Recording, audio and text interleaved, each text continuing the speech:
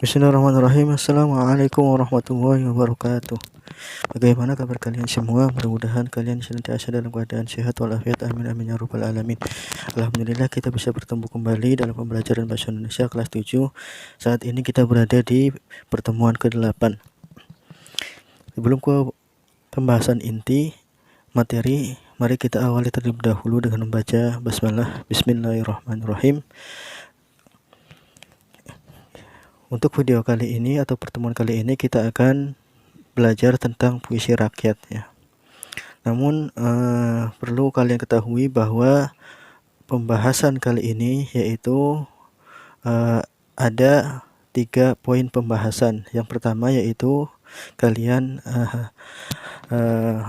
harus memahami pantun, yang kedua memahami syair, yang ketiga memahami gurindam. Sebelum ke apa itu puisi rakyat ya, terlebih dahulu kalian harus tahu apa itu puisi ya. Puisi adalah teks atau karangan yang mengungkapkan pikiran dan perasaan dengan mengutamakan keindahan kata-kata. Jadi teks ini pada dasarnya mengungkapkan pikiran dan perasaan seseorang ya. Ketika mereka sedang bahagia, senang dan sebagainya, kemudian mereka mengungkapkannya baik itu secara lisan maupun secara tulisan, maka ini adalah hakikatnya sebuah puisi ya. Nah, tentu banyak kita mengetahui orasi-orasi dari seseorang, atau misalnya kita pernah melihat mahasiswa sedang orasi di jalan ataupun dimanapun membacakan sebuah puisi, maka pada hakikatnya mereka sedang mengungkapkan pikiran atau perasaannya kepada siapa ya, kepada orang yang ditunjukkannya. Selanjutnya jenis puisi yaitu ada 2. Yang pertama ada puisi lama dan yang kedua itu ada puisi baru. Nah, puisi lama adalah puisi yang terikat oleh aturan ya. Terikat oleh aturan ini dalam penulisannya ya. Contoh puisi lama itu ada pantun, syair, gurindam dan lain-lain ya. Masih banyak contohnya, namun untuk kelas 7 fokusnya ke 3 poin pembahasan yaitu pantun, syair dan gurindam. Ya. Maksudnya terikat oleh aturan itu, misalnya ketika kalian membuat pantun maka harus 4 baris, kemudian membuat syair harus 4 baris, gurindam harus 2 baris, dan misalnya 1 baris itu terdapat 4 kata. Nah, itu semuanya terikat oleh aturan. Nah, kemudian selanjutnya puisi baru adalah puisi yang tidak terikat oleh aturan dalam penulisannya. Jadi kebalikan dari puisi lama. Nah, puisi baru ini kita sering lihat di era-era sekarang ya. Banyak misalnya lomba puisi, kemudian yang seperti tadi sudah dijelaskan orasi puisi ya. Itu yang panjang ya, puisi yang panjang kemudian berkaitan dengan kondisi saat ini, misalnya tentang Palestina, tentang Rohingya, tentang Syria dan sebagainya. Itu semuanya adalah bentuk puisi baru yang tidak terikat oleh aturan ya. Ciri-cirinya puisi baru itu mereka tidak terikat oleh aturan, sehingga penulisannya juga banyak ya. Nah, selanjutnya puisi rakyat. Puisi rakyat adalah karya sastra berbentuk puisi yang merupakan warisan budaya atau tradisi sastra lisan ya. Jadi puisi rakyat itu adalah warisan budaya, atau istilah lainnya warisan nenek moyang orang zaman dahulu ya, atau tradisi sastra lisan ya. Karena orang dahulu juga ini ya sangat kental dengan puisi-puisi ya, secara turun-temurun melalui lisan, tidak seperti sekarang. Nah, kemudian tujuan puisi rakyat sendiri itu adalah untuk menyampaikan suatu pesan atau pemberitahuan yang diungkapkan penulis kepada pembaca atau pendengar. Jadi kalau misalnya puisi itu dalam bentuk tulisan, maka tujuannya adalah untuk memberitahukan ya, atau menyampaikan pesan kepada penulis, kepada pembaca ya. Atau kalau misalnya disampaikan, maka disampaikan untuk tujuannya untuk pendengar ya. Ya, selanjutnya yaitu ciri-ciri puisi rakyat ya. Ciri-ciri puisi rakyat ini yang inti ya. Mungkin bisa jadi ada lebih banyak ya. Yang pertama yang itu tidak diketahui siapa pengarangnya karena merupakan hasil turun-temurun dan biasanya disampaikan dari mulut ke mulut. Nah, ini ciri-ciri puisi rakyat ini tidak bisa diketahui oleh siapa pengarangnya, disebut juga anonim ya. Anonim itu adalah tidak diketahui siapa pengarangnya. Kemudian yang kedua itu terikat oleh aturan ya, seperti jumlah kata dalam tiap baris, jumlah baris dalam setiap bait, dan juga pengulangan kata yang bisa di awal maupun di akhir sajak atau rima ya. Ini adalah ciri-cirinya. Selanjutnya jenis puisi rakyat ya, pembahasan untuk kelas 7 yaitu fokus jenisnya kita belajarnya 3 saja, yaitu ada pantun, syair, dan gurindam. Nah, apa yang dimaksud dengan pantun? Pantun adalah bentuk puisi lama yang terikat dengan aturan dan terdiri dari atas, sampiran, dan juga isi. Jadi pantun ini termasuk puisi lama ya, yang terdiri dari sampiran dan isi. Nah, sampiran itu nanti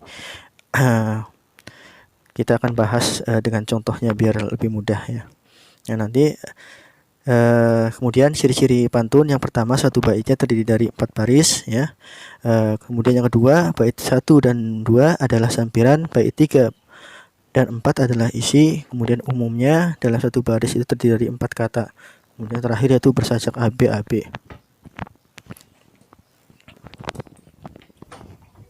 Nah, ini contoh pantun ya. Di sini contohnya ada satu bait 4 baris ya. Jalan-jalan ke tanah Bali, hendak mencari sekarung mainan. Kepada Tuhan tempat kembali, jangan lupa mohon ampunan. Nah, ini di sini ada satu bait ya. Satu bait 4 baris ya. Baris 1 dan 2 itu disebut sampiran, baris 3 dan 4 ini disebut isi. Nah, seperti itu. Kemudian ini adalah bersajak AB ya. Yang pertama, baris pertama huruf akhirnya I sama dengan baris yang ketiga A ya.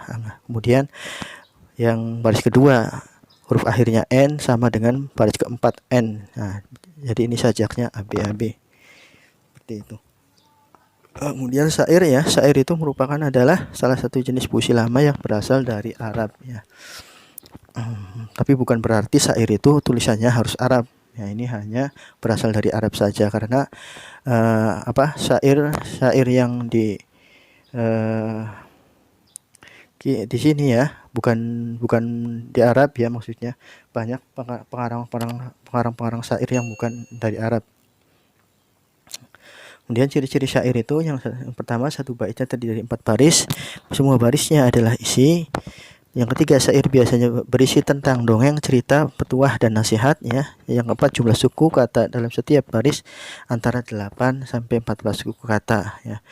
Nah, suku kata ya, jadi tidak terlalu panjang banget ya. Kemudian yang kelima yaitu bersajak AA ya. Nah, untuk lebih jelasnya kita lihat contoh syairnya. Ini, dengan ilmu engkau terjaga dari suramnya waktu dan masa, cemerlang akan senantiasa menyinari dirimu di masa dewasa. Nah, ini adalah sebuah syair ya, karena di sini satu baitnya 4 baris, kemudian semuanya isi semua ya, berisi isi semua. Ini adalah contoh syair ya. Ini rimanya atau sajaknya sama AA ya. Ini huruf akhirnya sama semua.